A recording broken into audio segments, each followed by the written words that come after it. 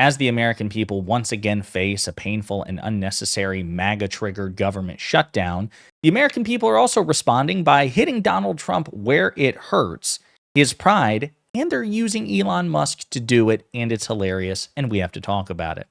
But before we do, if you end up liking this video and you want to support the channel, please be sure to hit the like, subscribe, and alert bells before you go.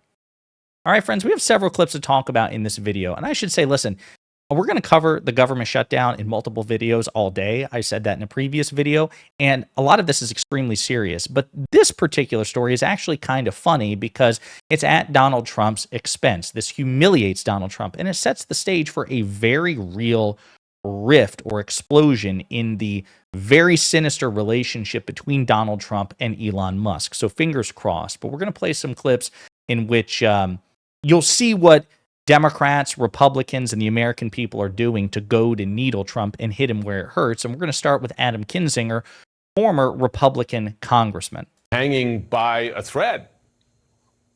Well, first off, I'd like to say thank the Lord God that I am not in Congress anymore. I know this game. They always play this like Christmas deadline stupid game. But look, President Musk this morning made it clear with all his vast government experience, which is basically he became rich on the federal government, that he doesn't want Republicans to pass this. And seemingly Vice President Trump kind of backed him up then at that point. And what it says about the politics is, so you see what he just did? President Musk, Vice President Trump. You can see where we're going with this, but we're going to continue with the clip. This is going to be a messy 4 years. The whole debt ceiling thing. Donald Trump is making it clear that he wants the debt ceiling to go up. By the way, the debt ceiling is going to have to go up, but he doesn't want to have to take ownership for it because he will, again, for 4 years, look at the Democrats and blame them. And so what this says about the politics is good luck for the next 4 years. I don't think they'll shut the government down because ultimately they'll want to get home for Christmas. They'll do like a 1 month CR pretending like that's going to fix everything. But yeah, I mean, I think President Elon has made it clear what his agenda is going to be for the next 4 years. Yeah. So this is what I'm talking about. Again, we have so much more that we need to look at, but what's happening is people are recognizing that the dynamic between Trump and Musk may not be with Trump as the apex of the MAGA movement. It may very well be that Elon Musk, who, if nothing else, is smarter than Trump. Now, is he a bigger asshole than Trump? No, I think Trump is so myopically set in his ways that he could bully Elon Musk successfully, but I think Musk is unquestionably smarter than Donald Trump. And now people are starting to wonder who's really running the show. So I want to play a couple of clips, including this one from Dan Goldman. Donald Trump is asking you to do him a big favor. Would you please raise the debt ceiling for him right now so that he can give those tax cuts to Elon Musk and other billionaires next year? Well, Lawrence, I think you have it just half a click off. It's not Donald Trump asking for this. It's very clearly President Elon Musk asking for this. The fact that Donald Trump has been completely AWOL during these negotiations to the point where only after Elon Musk publicly tweets about his displeasure and about this budget deal, all of a sudden, Donald Trump, chief of staff to Elon Musk, comes trotting in and blows up the deal. And let's be very clear. This means that what Elon Musk and Donald Trump are doing is likely at this point to shut the government down over Christmas. Donald Trump is... And we did a video about the government shutdown specifically as well, so I don't want to relitigate that. But again, the point being, Dan Goldman is also recognizing this dynamic as well and bringing it into the public consciousness. Now, he says Trump's not even vice president. He's effectively Elon Musk's chief of staff. And again, at least in the dynamic of the government shutdown, it makes sense why people might think that, given that it was Musk who tweeted relentlessly. He was the one who came out apropos of nothing and began attacking this bipartisan stopgap measure, the continuing resolution, which Trump knew about for weeks and didn't attempt to thwart. And then you see later Trump and J.D. Vance running afterwards, like, yeah, exactly what Elon Musk said, but we're the ones who want it. Robert Garcia, another Democratic congressman, also talking about this. Well, first, welcome to the Elon Musk presidency, one where Donald Trump has been relegated to be the vice president. Clearly, what Elon Musk wants, Elon Musk is going to get. And what we're at right now is complete chaos on the Republican side. We have a government shutdown that is looming, that is real, right before Christmas. And we should be really clear. What we're talking about here is not paying our military members during the holidays, not paying our TSA workers during the holidays, not paying the people that are working on all of our holiday travel, that are out there working for us every single day. So this is an incredibly serious moment.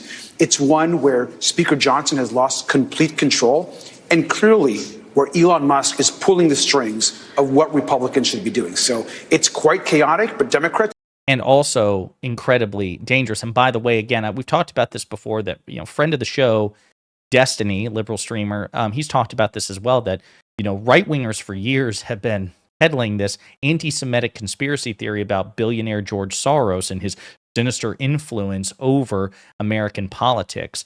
But what we're seeing from Elon Musk, in actuality, is much more concrete and disturbing than anything anybody can allege about George Soros. You have a right-wing billionaire who has purchased Twitter, one of the biggest social media sites in the country, has choked liberal and progressive activity and engagement on Twitter. There have been multiple studies suggesting that the staggering asymmetry, and that is a matter of fact, the asymmetry of engagement between right-wing content, right-wing creators, left-wing content, left-wing creators, that it's very likely that this is artificial because of Elon Musk's deliberate tampering with the algorithm, that this is not the result of, an organic distribution. People say, Twitter is much more even-handed than it ever was. It's much more 50-50.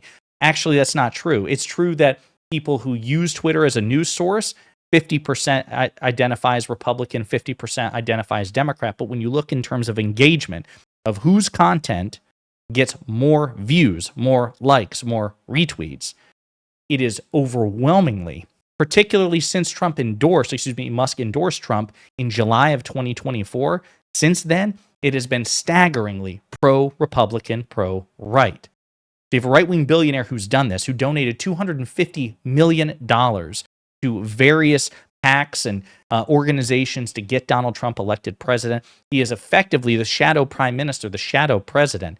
He is massively influencing policy in a way we've never seen from a billionaire, much more oligarchic. As sinister as billionaire and millionaire influence has been on American politics, we've never seen anything as direct and pervasive as Elon Musk. So that gets to what we're talking about here, that the media, Democrats, and a lot of people on Elon Musk's own social media are now highlighting this relationship and calling him President Musk. Democrats should start referring to President Musk. It's mostly true, and it will piss Trump off to no end. Keep asking Trump whenever he says anything. How does Elon feel about that position? Does Elon know you feel that way? When are you going to talk to Elon about this idea? It's hilarious. So funny. Axios is even reporting about this as well. Some Democrats are transparent about their efforts to aggrandize Musk's stature to drive a wedge between the president-elect and one of his most empowered deputies. This includes Representative Mark Pocan, who has posted AI-generated memes to X depicting Trump swearing in Musk as president. Let's take a look at that. That's hilarious. We just returned from the future and got this photo from the inauguration. See, there's another. Trump as court jester and Musk a king. Yes, Mr. Musk. Should I say more stupid things about privatizing the post office? You love when I say things to piss off that Amazon guy. Maybe I should propose another one of your cabinet appointments? They're so ridiculously funny. Here for you. Can I sit in your chair again? That's pretty funny. And Musk walking Trump like a dog. Like a dog. Quote, this again is from a Democratic representative. Who's a good boy? You're a good boy. Grab the deal to get the government open. Fetch, bring it to me. Good boy. So you have elected members of Congress openly mocking Trump, hitting him where it hurts in the most indecorous way. And I'm here for it. But this is going to turn out to be an epic problem at some point for Donald Trump. The two biggest egos on the planet colliding, thinking they are in charge. Donald Trump at some point is not going to accept that. So I'm just going to invest in popcorn for the next year. Great stuff. But there's more. We went to Robert Garcia, but if you actually look, President Musk is trending on Twitter. You have Adam Kinzinger talking about it. You have Becca Balint. Elon Musk is not an elected official. He's been elected to nothing and has no place inserting himself like he's the president, when in fact that's precisely what he's doing. You have Representative Goldman, Christopher Webb, Barbara Lee, Democratic Representative, Bernie Sanders. Let's get to some of these. You have Garcia talking about it. We played that clip. You have President-elect Musk as well. So you have David Axelrod, legendary Democratic operative who worked for President Obama. So will President-elect Musk join the budget negotiations now? And again, just Pramila Jayapal, the leader of the Progressive Caucus in the House of Representatives, referring him as Shadow President Musk. You have Michael Steele, former RNC chairman, a former Republican National Committee chairman, referring to Elon Musk as President-elect Musk. Elizabeth Warren. So many people, just you could keep scrolling. But again, let's look into some specifics. Bernie Sanders, progressive firebrand, independent senator from Vermont who caucuses with the Democrats. This is what he says. Democrats and Republicans spent months negotiating a bipartisan agreement to fund our government. The richest man on earth, President Elon Musk, doesn't like it. Will Republicans kiss the ring? Billionaires must not be allowed to run our government. Unfortunately, I do think that Republicans are inclined to kiss the ring because that's just what they do. There is a strong cultish streak and propensity within the GOP. Jasmine Crockett, Democratic Congresswoman from Texas, one of my favorites, this is what she said. This morning, I had a chat with the Breakfast Club, and that's hosted by Charlemagne the God, to discuss why President-elect Musk said shut this shit down. You will all be okay with no checks for a minimum 33 days during Christmas, military, border patrol, TSA, and others. Sounds like nothing when you take hundreds of millions from the federal government and won't struggle. Oh, and if you're waiting on a decision for housing, veteran, or Social Security benefits, yikes. In short, we've entered the find out phase, and it ain't even January 20th yet, and that's when Trump, the purported president-elect, is supposed to be inaugurated. Also, Google the Republicans' last shutdown, when Trump was in office, and see the harm that was caused. You might take a look at that Breakfast Club interview. I don't think it came up yet. Again, Barbara Lee, Democratic Congresswoman. Secular Talk, that's Kyle Kalinske, progressive commentator, a friend of the show, someone I interviewed recently.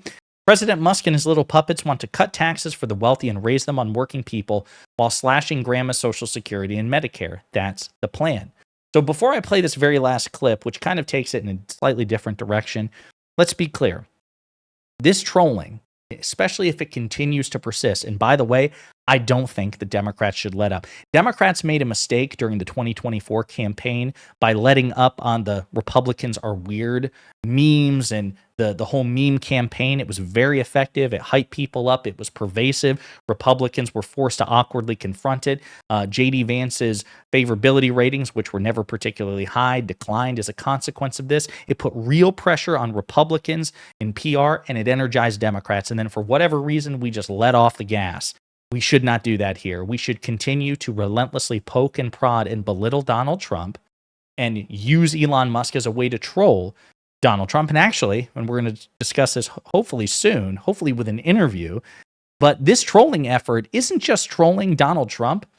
It's actually trolling Elon Musk as well. And Musk was actually kind of triggered by a particular congressperson tweeting this whole meme about a president-elect Musk, President Musk, Shadow President Musk.